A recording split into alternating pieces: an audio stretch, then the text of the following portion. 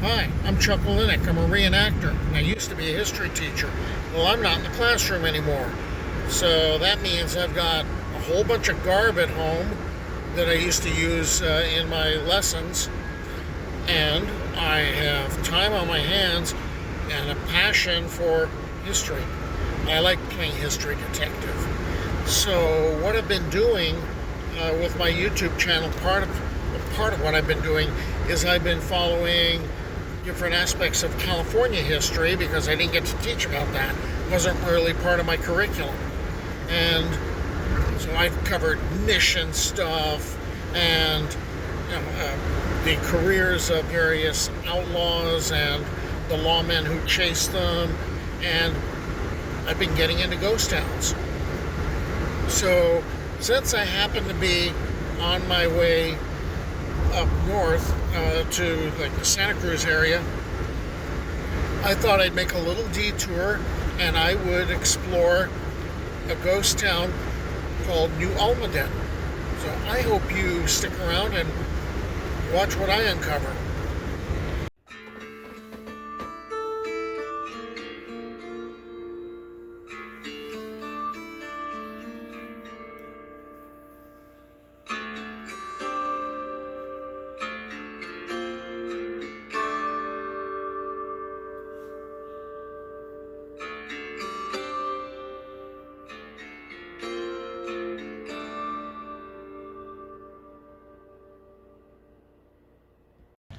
New Almaden, or used to be called Nueva Almaden, it's a historic community in the southern part of Santa Clara County, and it's kind of divided into two parts. There's the Mercury mining area and everything that kind of is involved with that stuff. And then there's the community that kind of grew up around it, or actually grew up around the Casa Grande. Now, Cinnabar, which is a bright red ore that contains mercury, it was being mined by the Ohlone people who, were indigenous to this area. So they're mining it, and they're also trading it as far north as Oregon. Why were they mining it? What was it used for? It was used to produce a red color and decorate their bodies with it. The Spanish were already in the area by 1777 when Mission Santa Clara de Asís, the 8th mission, was founded, and Mission Santa Cruz, the 12th mission, was founded 14 years later.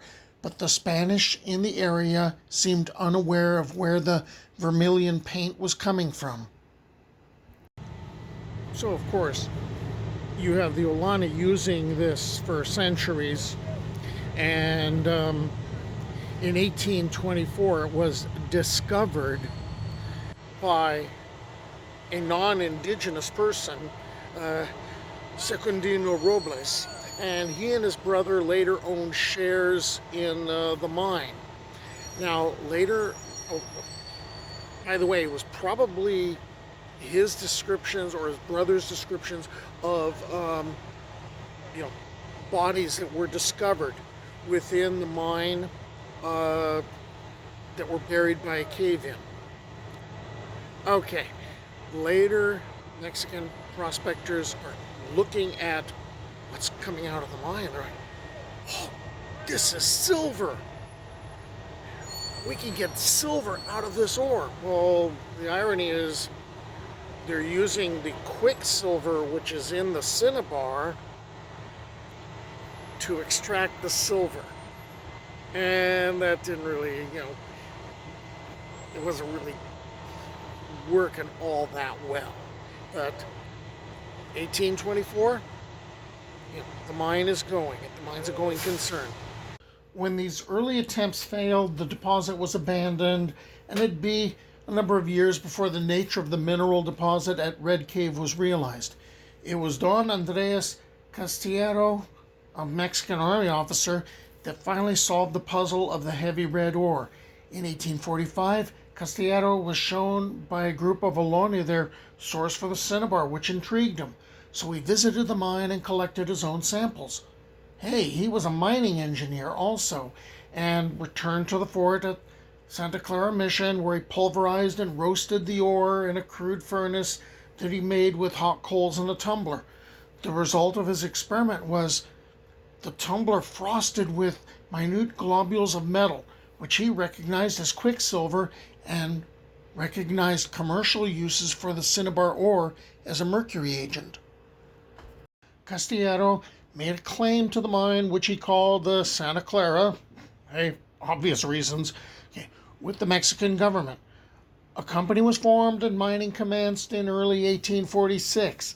Even with the crudest methods of mining and refining being used but in this early operation, over 2,000 pounds of quicksilver was recovered. This early activity confirmed that this was fabulously rich bonanza ore, but by April of that year, war between Mexico and the United States had begun. Castellano, captain in the army, he's occupied with military duties. He soon sold it to Baron Forbes Company, an English textile firm based in Tepic, Mexico, who renamed the mines New Almaden for the famous Almaden quicksilver mines in Spain. All right, let's take a look at the why mine Cinnabar. Cinnabar contained mercury and sulfur, and basically you're crushing the ore, you're heating it, and trying to get to the mercury itself. And what ends up happening is the mercury would get added to the sluice boxes in order to get it to amalgamate with the gold. Check out the map. Okay. Success of California's gold rush was due in large part to the readily available source of quicksilver supplied by the mines at New Almaden. Okay, the yellow areas on the map, that's the mother lode and a number of the major camps. The red square, that's New Almaden. Right? New Almaden was uniquely positioned to supply mercury to the new mines. The New Almaden deposit was rich, and the mine became California's largest producer of mercury for over 50 years. Okay, now as to the how of getting the mercury. They're taking the Cinnabar ore and they're crushing it up and they're heating it to about somewhere between 700 and 1200 degrees, and then they're basically extracting the vapor and you're getting the mercury. Oh, what do you do with the leftover stuff? Which still has mercury in it. Uh, oh, let's use that to fill in stuff on roads. So they've got a bunch of this toxic material spread around on the roads, or I guess under the roads. And we're going to come back to that because you're going to find out how bad that sucks. By the 1850s, much of the underground labor was done by Yaqui Indians, using large leather backpacks that carried 200 pounds of ore up notched log ladders, with the expected day's work consisting of 25 to 30 such trips up more than 200 feet of ladder. The mining occurred in what is known as the Cinnabar Hills. In order to extract the Cinnabar ore, the workers dug Main Tunnel into Mine Hill in 1850. The main tunnel was 10 feet high. Workers tunneled over 100 miles into the Cinnabar Hills. The deepest point was 2,300 feet below the summit of Mine Hill. Workers divided the ore into 3 piles by size. The ore was roasted in furnaces, separating the mercury from the sulfur in order to obtain the quicksilver. Quicksilver was collected and placed in flasks that weighed approximately 75 pounds. Okay, now we've got a Mexican War connection and a Civil War connection coming up. All right, in 1848, Mexican War is over and Mexico loses Alta California and the southwest of the United States. All right. And now what's going to happen in California, a lot of titles to land, that all gets tossed in the air, and titles that were given by the Mexican government come under real scrutiny. And what ends up happening is people had to engage in very expensive court cases that dragged on forever. And this is all to basically prove, no, look, I own this land. I have title to it. And in the case of the Almaden mine, this went on until 1856. Okay, it was proven that Casillero and the Baron Forbes company, they had the land. Except that got disputed. And what ended up happening is in 1863, things were again tossed in the air. And at this point, President Lincoln is going to send in troops to evict the Baron Forbes company. Well, there's 170 miners that are saying they are not going to leave. What else is going on in 1863? The Civil War. California, you have people in the north that are in favor of the Union. You have people in the Central Valley and the South, they're in favor of the secessionists. And there became this fear that what would end up happening is Lincoln is going to send in troops and he's going to start seizing mines, and that might turn public sentiment against the Union and against Lincoln. So he decides to back off of this. So the Quicksilver Mining Company has moved in, and remember when I mentioned there were 6 guys working the mine, and they were still pulling out like all sorts, like 10,000 pounds of ore, whatever.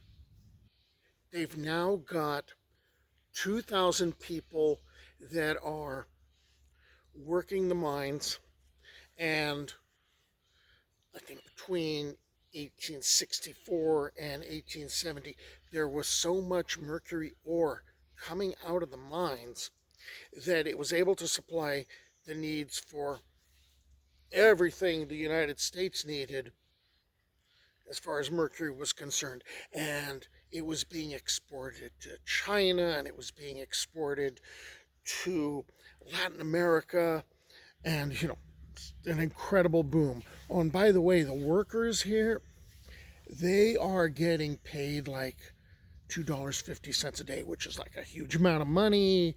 And that led to, of course, with a bunch of guys getting really good wages, they are on payday, they are going to party.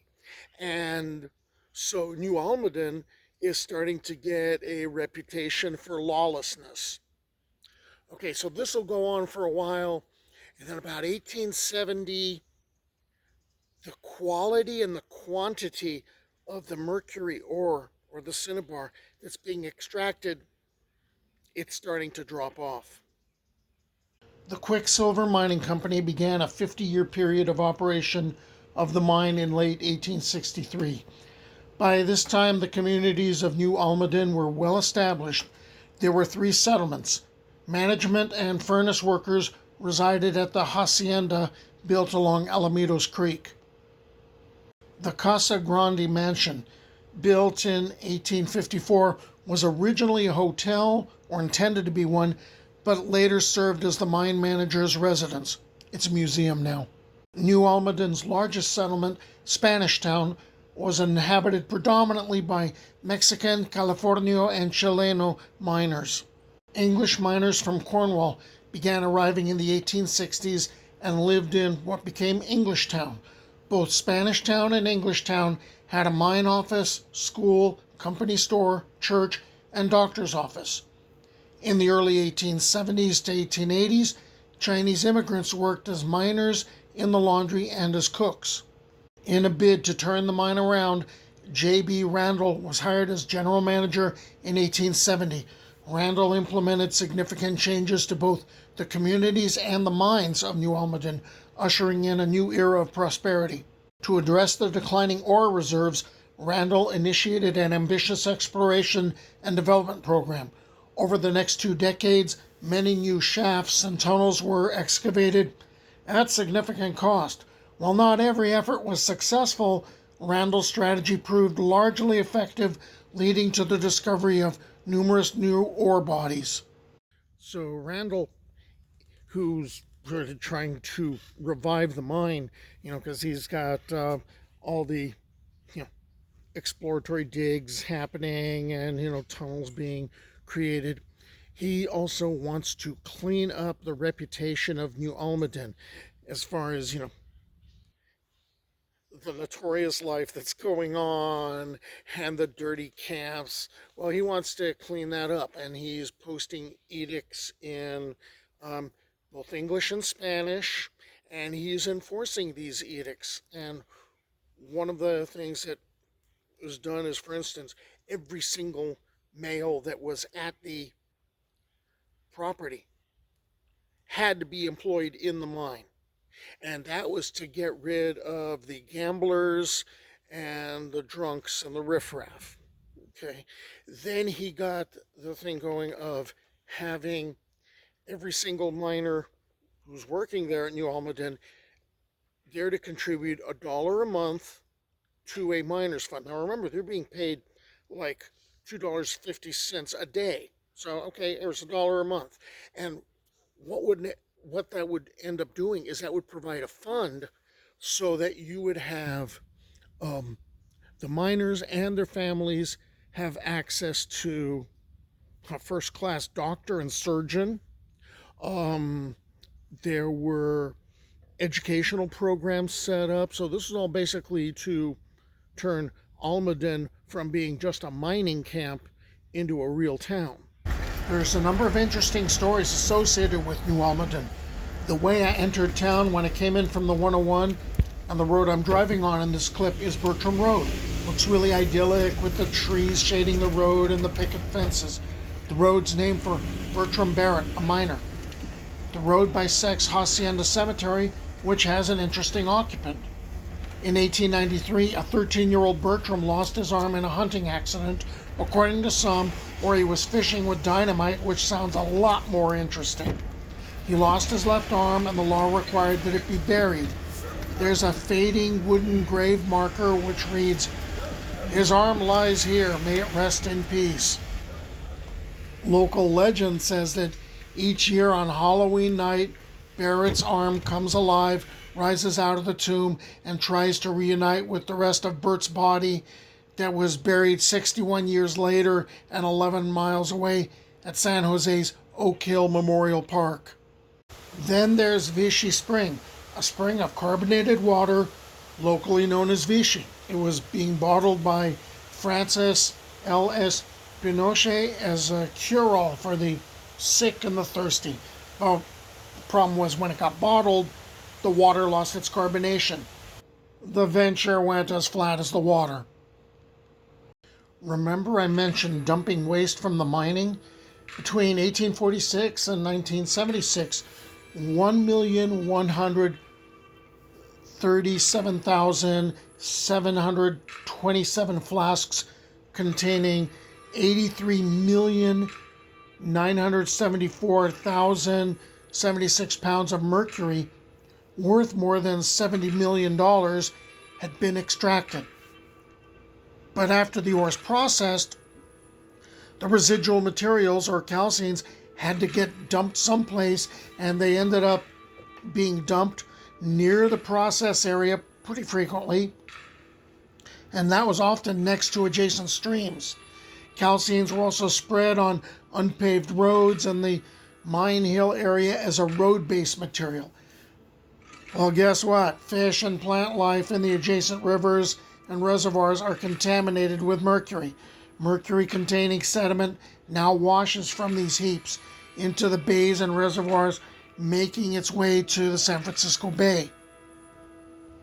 By 1889, when Randall left, the quantity and grade of the ore were once again in serious decline. The new management once again turned to exploration in hopes of discovering new deposits, just like Randall did. One shaft was driven to a depth of 2,450 feet, the deepest shaft of any quicksilver mine in the world. Few new discoveries were being made after 1900, and that resulted in miners and their families leaving the settlements in large numbers. By 1909, the property was largely a ghost town. The Quicksilver Mining Company, owner of the new Almaden mine, went bankrupt in 1912.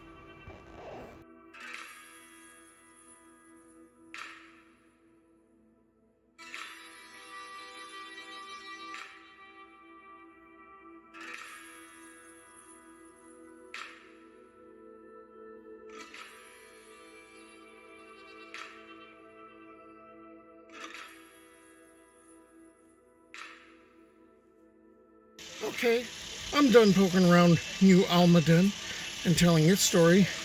Time for me to hit the road, and I think the next place I'm going to check out is New Idria, or, as I've been told locals pronounce it, New Idria. Until the next time. See you later. Bye.